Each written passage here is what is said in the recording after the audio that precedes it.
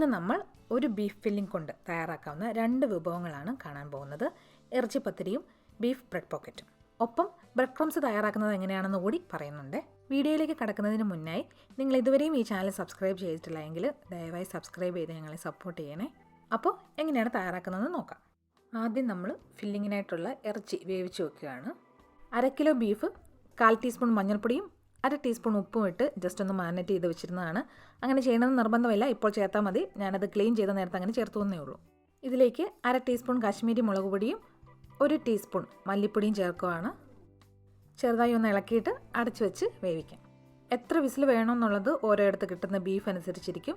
എനിക്കിവിടെ 1 വിസിൽ മതി, പക്ഷേ നാട്ടിലെ ബീഫിന് 3 വിസിലെങ്കിലും വേണ്ടി വരും. ഇനി നമുക്ക് ഫില്ലിംഗ് തയ്യാറാക്കാം. അതിനായിട്ട് ഒരു പാനിലേക്ക് 2 ടേബിൾ സ്പൂൺ വെളിച്ചെണ്ണ എടുക്കുകയാണ്. എണ്ണ ചൂടായതിനു ശേഷം 1.5 ടേബിൾ സ്പൂൺ പൊടിയായിട്ട് അരിഞ്ഞെടുത്ത വെളുത്തുള്ളി, അതുപോലെ തന്നെ പൊടിയായി അരിഞ്ഞെടുത്ത ഇഞ്ചി 2 ടേബിൾ സ്പൂൺ, 2 വലിയ തണ്ട് കറിവേപ്പില അരിഞ്ഞെടുത്തത്, 3 പച്ചമുളക് വളരെ ചെറുതായി അരിഞ്ഞെടുത്തത്. ഞാനിവിടെ യൂസ് ചെയ്തിരിക്കുന്നത് നല്ല എരിവുള്ള പച്ചമുളകാണ്. നിങ്ങളുടെ എരിവിനനുസരിച്ച് അളവ് അഡ്ജസ്റ്റ് ചെയ്യുക. ഇനി ഇതിലേക്ക് കൊത്തി അരിഞ്ഞെടുത്ത സവാള 2.5 കപ്പ്, ആവശ്യത്തിന് ഉപ്പ് ചേർക്കാം. സവാള നന്നായി വരണ്ടു വരുമ്പോൾ അതിലേക്ക് 1/4 ടീസ്പൂൺ മഞ്ഞൾപ്പൊടി, 1 ടീസ്പൂൺ പെരിഞ്ജീരകപ്പൊടി. പൊടികളുടെ പച്ചമണം മാറുമ്പോഴേക്ക് അതിലേക്ക് നമ്മൾ നേരത്തെ വേവിച്ച് വെച്ചിരുന്ന ബീഫ് പൊടിച്ച് ചേർക്കാം. ഞാനിതിപ്പോൾ കൈകൊണ്ട് തന്നെ പിച്ചി എടുത്തതാണ്. മിക്സിയിൽ പൊടിക്കാനാണെങ്കിൽ ജസ്റ്റ് ഒന്ന് പൾസ് ചെയ്തെടുത്താൽ മതിയാവും, ഒരുപാട് അരഞ്ഞു പോകരുത്. ഇതേപോലെ ആയിരിക്കണം. സവാളയിലേക്ക് ഇറച്ചി ചേർത്ത് നല്ലപോലെ മിക്സ് ചെയ്തെടുക്കാം. ഇനി ഇതിലേക്ക് 2 teaspoon home made meat masala ചേർത്ത് കൊടുക്കാം. ഒപ്പം 1/2 ടീസ്പൂൺ കുരുമുളക് പൊടി. ഈ മീറ്റ് മസാല നമ്മുടെ ഹോം മെയ്ഡ് മീറ്റ് മസാല തന്നെയാണ്. അതിൻ്റെ റെസിപ്പി ലിങ്ക് ഡിസ്ക്രിപ്ഷൻ ബോക്സിൽ കൊടുത്തേക്കാം. മസാല നല്ലപോലെ യോജിപ്പിച്ചെടുക്കുകയും കൂടി ചെയ്ത് കഴിഞ്ഞാൽ നമ്മുടെ ഫില്ലിംഗ് റെഡി.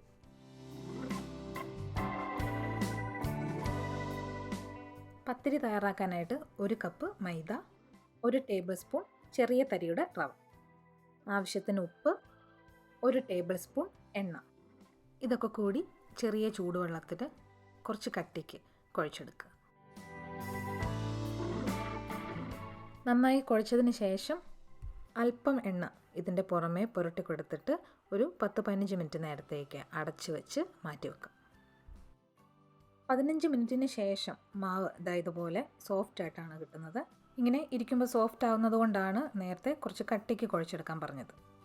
ഇനി ഇത് നിങ്ങൾക്ക് ഒന്നുകിൽ ഇതുപോലെ ചെറിയ ഉരുളകളാക്കി ഉരുട്ടിയെടുത്തിട്ട് ഓരോന്നോരോന്നായി പരത്തിയെടുക്കാം. അല്ലെങ്കിൽ ഞാനിപ്പോൾ ഇവിടെ ചെയ്യുന്നത് പോലെ പകുതി മാവെടുത്ത് പരത്തിയിട്ട് ഒരു കുക്കി കട്ടർ ഉപയോഗിച്ച് കട്ട് ചെയ്ത് എടുക്കാം.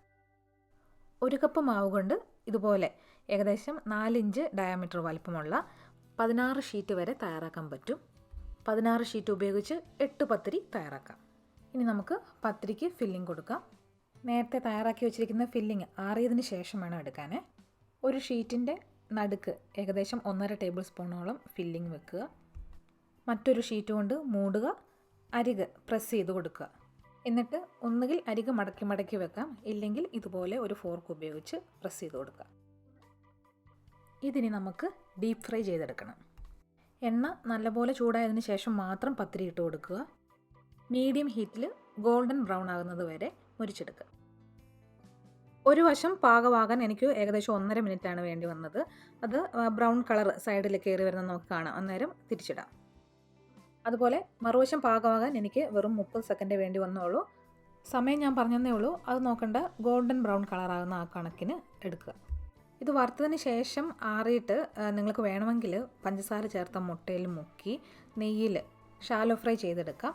അങ്ങനെ ചെയ്തെടുത്താൽ നല്ല ടേസ്റ്റ് ആയിരിക്കും. പക്ഷേ കുറച്ച് ഹെവി ആവുന്നതുകൊണ്ട് ഞാനിവിടെ ചെയ്യുന്നില്ല. അങ്ങനെ ഇറച്ചിപ്പത്തിരി റെഡി. ബീഫ് ബ്രെഡ് പോക്കറ്റ് തയ്യാറാക്കാൻ നമ്മൾ 2 ബ്രെഡിൻ്റെ നടുക്ക് ഫില്ലിംഗ് കൊടുത്തിട്ട് ഇതുപോലൊരു അടപ്പ് ഉപയോഗിച്ച് മുറിച്ചെടുക്കാൻ പോവുകയാണ്.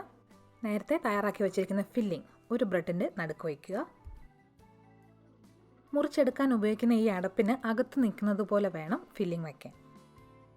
അതുപോലെ അടപ്പിൻ്റെ വക്ക് ഷാർപ്പല്ലാതെ കുറച്ച് ഉരുണ്ടതായിരിക്കണം. എന്നാലേ 2 ബ്രെഡ് ഒന്നിച്ച് വെച്ച് പ്രസ് ചെയ്യുമ്പോൾ നന്നായി ഒട്ടി നിൽക്കുകയുള്ളൂ. അടപ്പ് നല്ലപോലെ അമർത്തി പിടിച്ചിട്ട് ചുറ്റുമുള്ള ഭാഗം കട്ട് ചെയ്ത് മാറ്റുകയാണ്. ഈ മാറ്റി വെക്കുന്ന ബ്രെഡ് കൊണ്ട് നമുക്ക് ബ്രെഡ് ക്രംസ് തയ്യാറാക്കാനാണ്. ഇതിപ്പോൾ കണ്ടോ, അടപ്പിൻ്റെ വക്കിരുന്ന ഭാഗം നന്നായി ഒട്ടിയിരിക്കുകയാണ്. ഇതിനി തുറന്നു പോകില്ല. ഇങ്ങനെ ആവശ്യമുള്ള അത്ര തയ്യാറാക്കിയെടുക്കുക. ഇതിനി മാറ്റി വെച്ചിട്ട് നേരത്തെ മുറിച്ച് മാറ്റിയ ബ്രെഡ് പീസസ് കൊണ്ട് നമുക്ക് ബ്രെഡ് ക്രംസ് തയ്യാറാക്കാം. സിമ്പിളാണ്. മിക്സിയിലിട്ട് പൊടിച്ചെടുക്കുക. ജസ്റ്റ് ഒന്ന് പൾസ് ചെയ്തെടുത്താൽ മതി, കട്ട പിടിച്ച് പോകരുത്. എന്നിട്ട് ഒരു പാനിലേക്കിട്ട് മീഡിയം ഫ്ലെയിമിൽ നല്ല മുരുമുരാന്നാകുന്നത് വരെ ചൂടാക്കുക. നല്ലപോലെ ഇളക്കി കൊടുത്തുകൊണ്ടേയിരിക്കണം. പാകമാകുമ്പോൾ നല്ല ക്രിസ്പി ആയിട്ടിരിക്കും.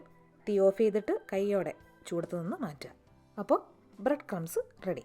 ഇനി നമുക്ക് മുറിച്ച് വെച്ചിരിക്കുന്ന ബ്രെഡ് പോക്കറ്റ്സ് മുട്ടയിലും ബ്രെഡ് ക്രംസിലും മുക്കി വറുത്തെടുക്കാം. ഈ 3 ബ്രെഡ് പോക്കറ്റ്സിനായിട്ട് ഒരു വലിയ മുട്ടയാണ് ഞാൻ ബീറ്റ് ചെയ്തെടുക്കുന്നത്.